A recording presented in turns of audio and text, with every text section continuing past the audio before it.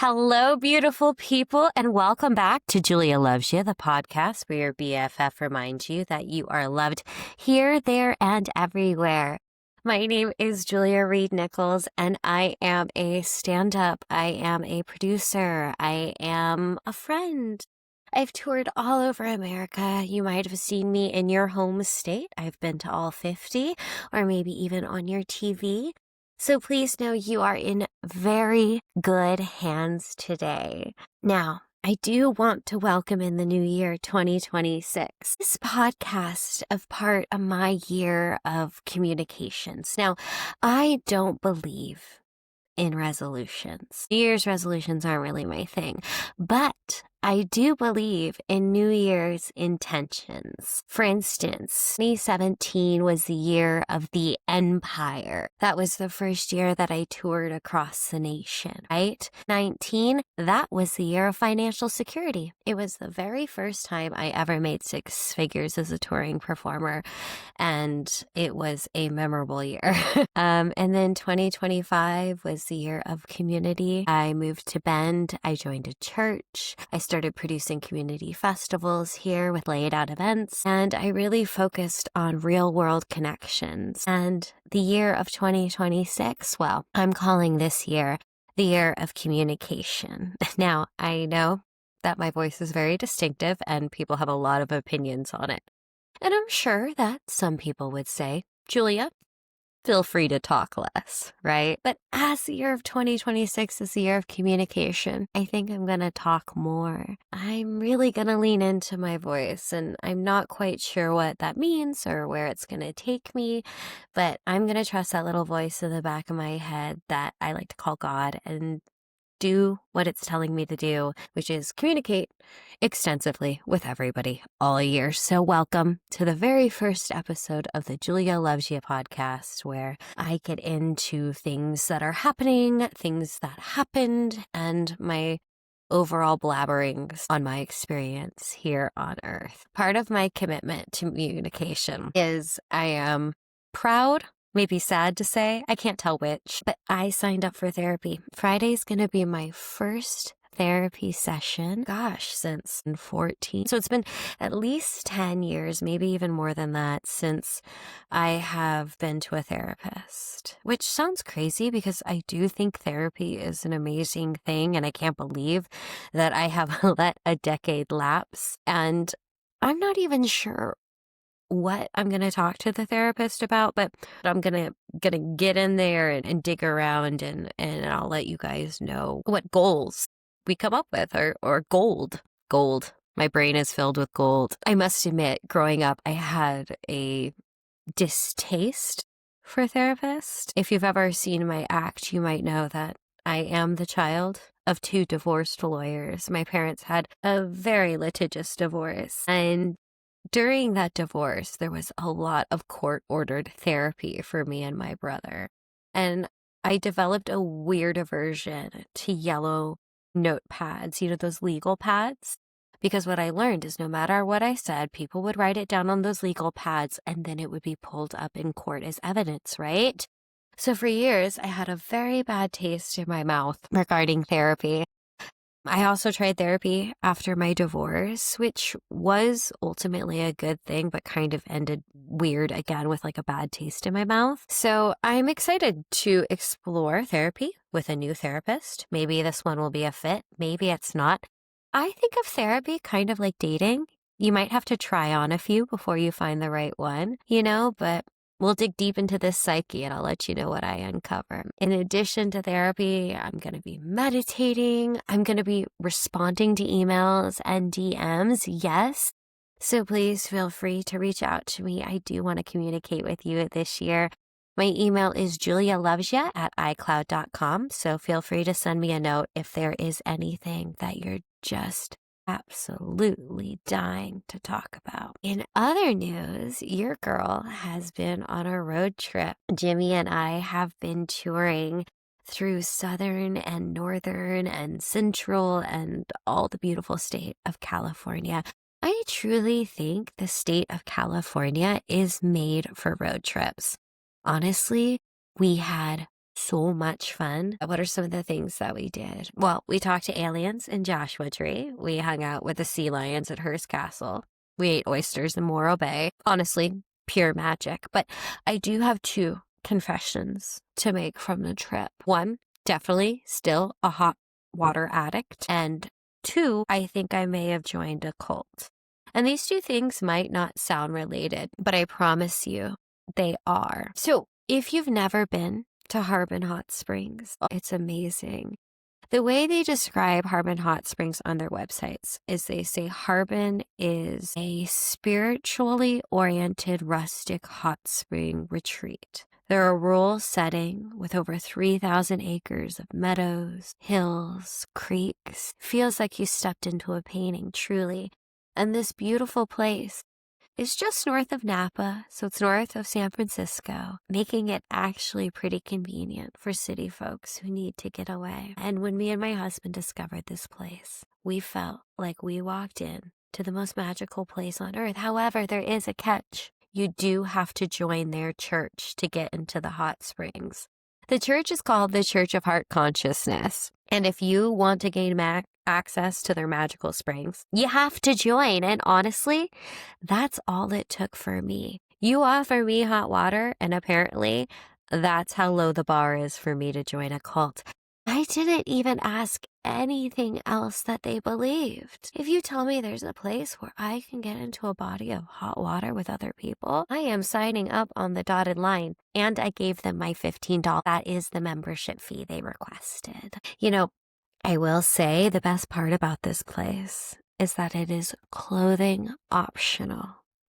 And you know your girl loves a good excuse to get naked. The crowd that this place attracts honestly is beautiful. There are hot yoga couples that you feel like stepped out of a magazine, right? Adonis is carved out of humanity. But then you also see ancient, wise hippies with the natural bodies that God gave them.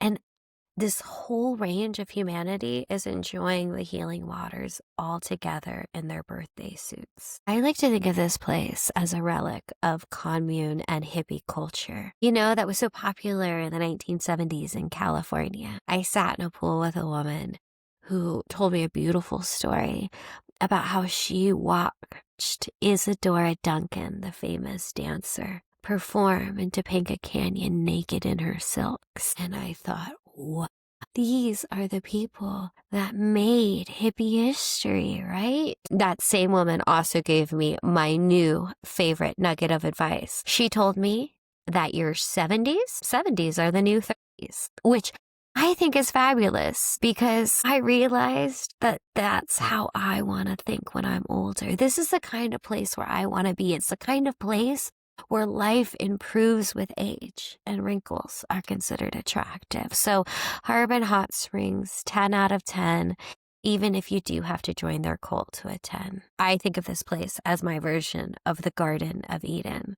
And when I got home, I told my family all about it. And truthfully, most of them seemed horrified and completely uninterested in the idea of attending this hot spring. But what I loved was my dad's reaction. My dad looked at me, winked, and was like, meh, when in Rome, right? And you know what? He's right. When in Harbin, let down your walls and pull down your trousers, because the vulnerability that nudity adds to this place truly helps make it the spiritual experience that you would expect. So again, 10 out of 10 recommendation. But Jimmy and I are back home, back to life, back to reality. We live in Bend, Oregon. And honestly, I'm pretty excited about what's in store for us for 2026. In just a few weeks, Pinups on Tour, which is the vintage style variety show that I tour with, will be announcing their 2026 dates. So please keep an eye out on that. And if you are in Central Oregon on January 14th, I will be doing a show at Silver Moon. I'm calling it my birthday show. Nobody else is calling it my birthday show. Rude, but I am calling it my birthday show. And I'm working on some to be written jokes about turning 39, which feels dangerously close to 40 to me. But quite frankly, if 70 is the new 30, then 40 is the new 10. And I'm just a child in this world. So what am I worried about, right? And finally, in my producer life, I am in the throes of planning Ben's Winterfest. If you're considering a trip to Central Oregon for Valentine's Day, President's Day weekend, it's the same time. Please join us February 3rd through 15th. Winterfest is a really cool celebration. We shut down a street in Old Mill and we bring out a snow rally course, ice carving vendors, artists, food, drinks, and my favorite part, plenty of music in the Hayden Homes Amphitheater. It's such a magical experience because normally they are never open in the winter, and we have such a cool lineup for you guys. Friday night, we're going to focus on DJs, including Sax Squash and Brandy Cyrus, who just finished a residency at the Sphere in Las Vegas. So we're so thrilled to have her in Central Oregon. And then Saturday night, we're going to blow your mind with a Blondie's tribute band, followed by the one and only Tiffany. That's right, the woman, one named Tiffany. The 80s superstar, though, for those of you who are too young to remember, would be considered the Sabrina Carpenter of her day, and she is still a living legend. If you're a fan of 80s music, you'll be thrilled to know that she's performing live at our event. So please make sure you come on out to Winterfest. And if you want to party like it's 1989, I'll be there to do it with ya. We have lots of fun in store for you. Again, that's February 13th, 14th, and 15th. And you can get more information available online at OregonWinterfest.com. So those are the places you can catch me in the next couple months. But finally, we have reached my favorite part of the show. I asked the internet for questions, and boy, did it deliver. With this week's question, we're getting deep into the mind of somebody who has a very interesting problem on hand. And just to be clear, I do consider myself a performer. I am a comedian, a producer, and I have no formal training other than acting training, as well as an online MBA my dad made me get. So please take any advice you get from this show with a grain of salt. With that, listen to this week's question. Dear Julia, Happy New Year. Over the holiday, I got myself into a situation that feels straight out of a soap opera. Picture this. I am a 32-year-old woman living in Seattle, and my love life has become, well, complicated. It all started innocently enough when I met Jake at a mutual friend's wedding last summer. We hit it off immediately, and sparks flew like fireworks on the 4th of July. We dated briefly, but then he suddenly ghosted me without a trace. Heartbroken and confused, I moved on, or so I thought. Fast forward to last month when I started dating Ethan, a charming guy who seemed like the complete package. Things were going great until one fateful night when he invited me to a family dinner. Imagine my shock when I walked through the door and saw Jake sitting at the table. Turns out, Jake is Ethan's older brother. I know. Awkward doesn't even begin to describe that dinner. I decided to come clean to Ethan after dessert, and he was surprisingly understanding, even suggesting we laugh it off. However, the real plot twist came when Jake called me the next day, apologizing for ghosting me and confessing his lingering feelings. So, Julia, should I follow my heart to Jake or stay with Ethan? How do I navigate this tangled web without causing a family rift? Sincerely, a hot gal caught in a love triangle. Hey, hot girl caught in a love triangle. So here's my advice. Please, don't pick the guy who didn't pick you.